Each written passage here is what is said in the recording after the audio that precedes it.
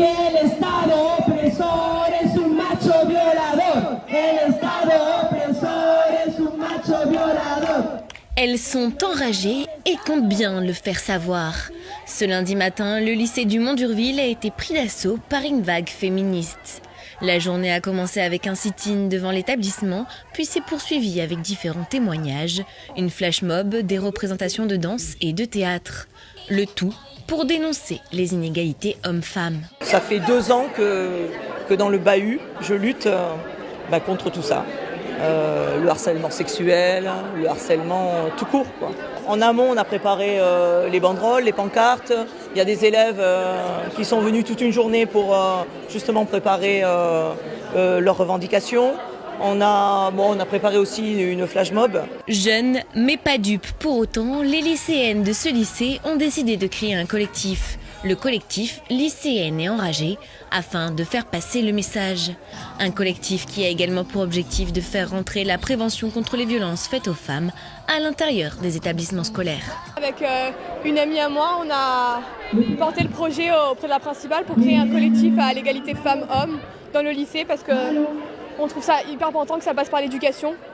Et on voulait que les 3 journées de sensibilisation qui sont obligatoires au lycée soient mises en place dans notre lycée mais aussi dans tous les lycées de France. On va faire des journées où on parle de ce qui peut se passer, de ce qu'on peut, nous, femmes, être confrontées dans la vie, quoi, des discriminations, du harcèlement de rue et prévenir les femmes que ça existe et que ça n'arrive pas qu'aux autres, ça peut aussi nous arriver. Précarité menstruelle, culture du viol, consentement, impunité des agresseurs, harcèlement de rue, discrimination, autant de sujets que les lycéens ont décidé d'aborder à travers des pancartes de manifestations, des luttes qui leur tiennent à cœur. C'est un jour qui devrait même pas exister en réalité puisque voilà, la journée, comme le dit ma pancarte, c'est tous les jours la journée de la femme.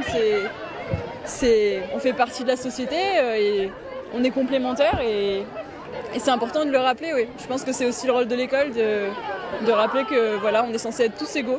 Il y a beaucoup de combats qui sont critiqués en disant que c'est inutile, mais chaque combat a un sens et de la plus petite cause à la plus énorme et à la plus grave, tout a un sens et voilà, on essaie, de plus en plus d'hommes s'impliquent également dans cette cause et on essaie donc de convier tout le monde. Une pièce de théâtre a également été jouée pour aborder la thématique avec ironie, mais sur un véritable fond de vérité. C'est un marché où en fait ça représente un peu comme la femme est vendue en fait. Et la deuxième, ça raconte un peu la vie du personnage en fait.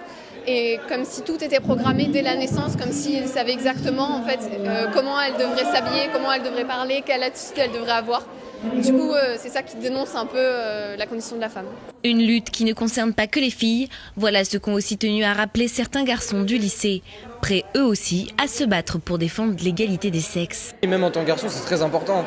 Parce qu'il y a des gens qui ont tendance à penser que si on est garçon, on ne peut pas participer à ce genre de mouvement, mais en fait si.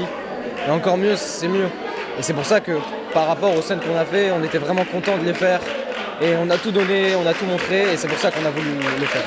Que ce soit sur fond d'hymne féministe espagnol ou sur des airs d'Angèle ou Clara Luciani, les jeunes du lycée du Mont-d'Urville ont su faire passer le message, bien décidés à prendre la relève de la lutte féministe.